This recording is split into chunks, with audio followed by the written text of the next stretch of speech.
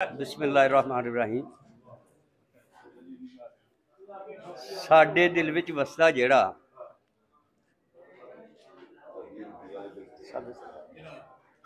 साडे दिल विच वसदा जेड़ा ओदे नालों वड्डा केड़ा ते लखां उत्थे आंदे जांदे एडा खुला ओदा वेड़ा।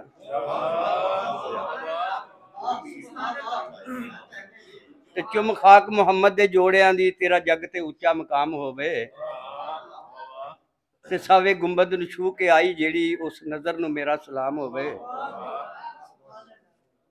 ते कमली वाले दे असी गुलाम बन के तारक अंजम ही रवांगे उमर सारी। अग दोजख दी ओनू नहीं साड़ सकदी कमली वाले दा जेड़ा गुलाम होवे।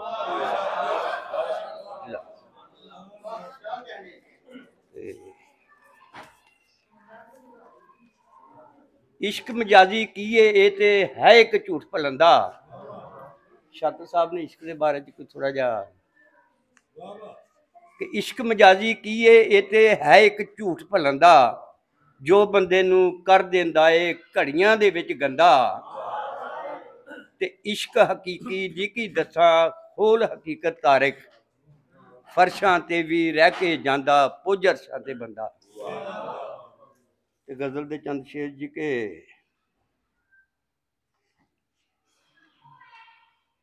मिट्टी दे लई लड़दी मिट्टी मिट्टी दे लई लड़दी मिट्टी मिट्टी अंदर वड़दी मिट्टी ते विच बाजारां नचदी टपदी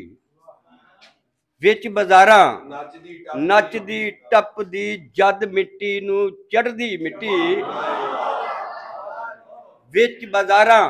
नचदी टपदी जद मिट्टी नूं चढ़दी मिट्टी ते मन चावे ते दिल दी मुंदरी मन चावे ते दिल दी मुंदरी प्यार नगीने जड़दी मिट्टी ते जात पिछाण जे लैंदी अपनी जात पिछाण जे लैंदी अपनी अनख दा बुत ना घड़दी मिट्टी। अर्थ कीता है कि होर पवित्र हो जाती जे होर पवित्र हो जाती जे चोर अंदर दा फड़दी मिट्टी ते मिट्टियो मिट्टी होके भी दस मिट्टियो मिट्टी होके भी दस नाल की इथों खड़दी मिट्टी मिट्टियो मिट्टी होके भी दस नाल की इथों खड़दी मिट्टी ते इश्क मुरादां पा लैंदी जे इश्क मुरादां पा लैंदी जे वांग पतंगे सड़दी मिट्टी ते खुशबुआं दे मेले लाउंदी खुशबुआं दे मेले लाउंदी ओदे पैरों झड़दी मिट्टी खुशबुआं दे मेले लाउंदी ओदे पैरों झड़दी मिट्टी ते हौली हौली भुरदी जावे हौली हौली भुरदी जावे तारक मेरे धड़दी मिट्टी तारक मेरे धड़दी हौली हौली हौली हौली भुरदी जावे तारक मेरे धड़दी मिट्टी। दो तीन बोलियां थोड़ी सेवा च के हाजी साहब की सुन्नत अदा कर लीजिए जरा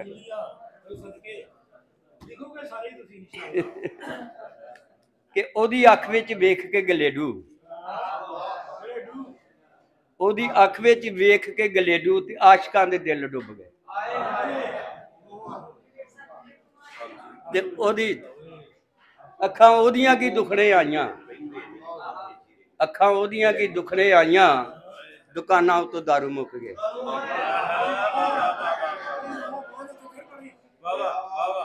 अखां ओदियां की दुखने आईयां दुकानां उतों दारू मुक गए ते जदों भज गए जवानी वाले डाले जदों भज गए जवानी वाले डाले ते मुंड रो रो तके मुंड नूं जदों भज गए जवानी वाले डाले ते मुंड रो रो तके मुंड नूं ਤੇ ਉਹਦੇ ਆਉਣ ਦਾ ਸੁਨੇਹਾ ਜਦੋਂ ਮਿਲਿਆ, ਉਹਦੇ ਆਉਣ ਦਾ ਸੁਨੇਹਾ ਜਦੋਂ ਮਿਲਿਆ ਤੇ ਦਿਲ ਬਸਵਾਰ ਹੋ ਗਿਆ। ਉਹਦੇ ਆਉਣ ਦਾ ਸੁਨੇਹਾ ਜਦੋਂ ਮਿਲਿਆ